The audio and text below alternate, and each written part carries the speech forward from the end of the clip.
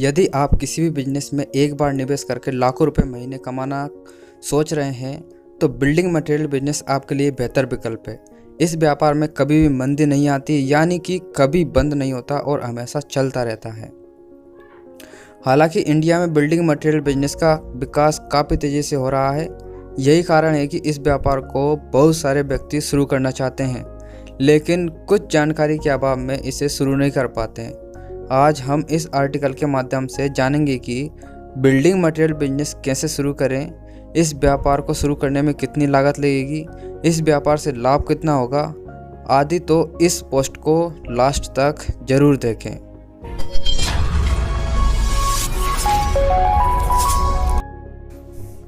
तो आइए जानते हैं बिल्डिंग मटेरियल व्यापार क्या होता है।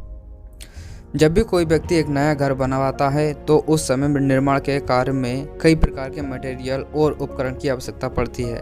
हालांकि ये सभी चीज़ों का प्रबंधन करना थोड़ा कठिन होता है, लेकिन इसमें बिल्डिंग मटेरियल महत्वपूर्ण भूमिका निभाता है। बिल्डिंग मटेरियल का व्यापार जो भी लोग कर रहे हैं तो उनसे आपको संपर्क करना होता है और जो भी चीज़ आपको ज़रूरत पड़ती है वो आप वहाँ से खरीद लेते हैं। हालांकि एक बात पर ध्यान दिया जाए तो बिल्डिंग के निर्माण में केवल एक ही चीज़ की आवश्यकता नहीं पड़ती है, बल्कि कई सारी चीज़ों की ज़रूरत पड़ती है, जैसे कि बालू, सीमेंट, ईंट, सीढ़ी, बल्ली एवं मशीन की ज़रूरत पड़ती ही है। बिल्डिंग मटेरियल के रखने के लिए अब जगह की व्यवस्था आप कैसे करें, जानते हैं। जब आप इस व्यापार को स्टार्ट करने का निर्णय लेते हैं तो आपके सामने एक प्रश्न ये उठता है कि बिल्डिंग मटेरियल से संबंधित सामग्री को कहाँ रखें और इसके स्थान का प्रबंधन कैसे करें। यदि आपके पास जगह का प्रबंधन है तो ये आपके लिए बेहतर होगा, नहीं तो आप कहीं किराए पे ले सकते हैं। यदि आपके पास पैसे हैं तो आप जगह खरीद लें, तो ये आपके लिए सर्वोत्तम होगा।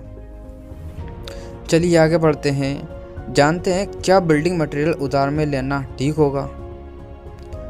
जब आप इस व्यापार की शुरुआत करते हैं तो आपको इस व्यापार के बारे में उतनी जानकारी नहीं होती और आप अनुभवी भी नहीं होते हैं। इस व्यापार में एक बात का खास ख्याल रखें कि आप किसी भी प्रकार के उधार माल नहीं लें। वैसे भी इस व्यापार में आपको सीमेंट परचेस करने के लिए थोड़ा बहुत पैसा पहले देना पड़ता है। हालांकि कई ऐसे भी मटेरियल है जिसे आप उधार भी प्राप्त कर सकते हैं। जब आप उधार सामान लेंगे तो इसके साथ साथ आपको ब्याज सहित पैसा लौटाना पड़ेगा, इसलिए अगर संभव हो तो उधारी माल न खरीदें। जानते हैं बिल्डिंग मटेरियल के लिए कस्टमर कैसे बनाएं। यदि हम किसी भी व्यापार को स्टार्ट करते हैं तो उसकी सबसे बड़ी समस्या होती है मार्केट में कस्टमर बनाने की। हालांकि कस्टमर बनाने के लिए कुछ बातों पर ध्यान देने की आवश्यकता होती है। यदि आप कोई भी मटेरियल बेच रहे हैं तो शुरू में बाजार के मुकाबले थोड़ा सस्ते दामों में बेचें।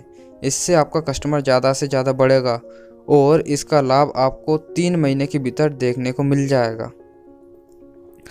आगे बढ़ते हैं और जानते हैं बिल्डिंग मटेरियल का व्यापार के लिए ट्रांसपोर्ट का प्रबंधन कैसे करें। बिजनेस को शुरू करने के लिए आपको बेफिजूली खर्चे से बचना होगा।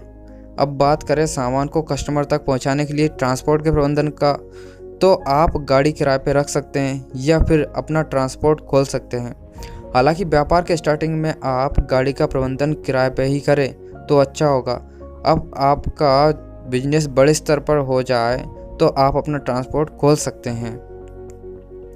बिल्डिंग मटेरियल के व्यापार में कितने व्यक्ति की आवश्यकता पड़ती है। यह एक ऐसा व्यापार है जिसे आप अपने घर के कुछ लोगों के साथ मिलकर शुरू कर सकते हैं। फिर भी व्यक्ति के संख्या की बात करें तो लगभग 3 व्यक्ति तो जरूर ही लगेंगे। इसके बाद आपको कुछ कामगारों को नौकरी पर रखना होगा जो कि सामान को गाड़ी पर लोड करे और उतारे। बदले में आपको उन्हें मजदूरी तो देना ही होगा। आगे बढ़ते हैं और जानते हैं बिल्डिंग मटेरियल कहाँ से मिलेगा। वर्तमान समय में बिल्डिंग निर्माण का कार्य तेज गति से चल रहा है, इसलिए आपको चिंतित होने की आवश्यकता नहीं है कि आपको बिल्डिंग निर्माण से संबंधित सामान कहाँ से मिलेगा। ऐसा इसलिए क्योंकि जितना आवश्यकता आपको बिल्डिंग मटेरियल की है उतनी ही आवश्यकता कस्टमर को भी है। इसलिए जब भी व्यापार को स्टार्ट करें तो यह अवश्य ध्यान दें कि आपके क्षेत्र के अन्य बिल्डिंग मटेरियल बिजनेस चलाने वाले व्यक्ति कहाँ से सामान मंगवा रहे हैं। इससे आपको भी दाम का अंदाज़ा लग जाएगा और आपको जहाँ ठीक लगे वहाँ से सामान खरीद सकते हैं। अब जानते हैं बिल्डिंग मटेरियल व्यापार शुरू करने के लिए कितनी लागत लगेगी। इस व्यापार को शुरू करने में कितनी लागत लगेगी यह आप पे डिपेंड करता है। कि आप किस स्तर पर इस व्यापार को स्टार्ट कर रहे हैं। यदि बिल्डिंग मटेरियल से संबंधित चीज़ों की बात करें तो ये बहुत प्रकार के होते हैं। हालांकि सभी को मिलाकर एक साथ व्यापार शुरू करेंगे तो ज़्यादा लागत लगेगी। हालांकि आप किसी एक चीज़ को लेकर व्यापार शुरू कर सकते हैं, तो जैसे बालू, सीमेंट इत्यादि, तो आपको करीब 15 लाख रुपए तक का लागत लगेगा। यदि आप ज़मीन की खरीदारी करते हैं तो ज़मीन के कीमत के अनुसार इसकी लागत थोड़ा बहुत घट भी सकती है और बढ़ भी सकती है। अब जानते हैं आप इस बिजनेस से लाभ कितना कमा सकते हैं। यदि हम इस व्यापार पे एक नज़र डालें तो ये काफ़ी लाभ वाला व्यापार है। यदि आप इस व्यापार को अच्छे तरीके से करते हैं तो ये व्यापार आपको थोड़े समय में लखपति बना सकता है।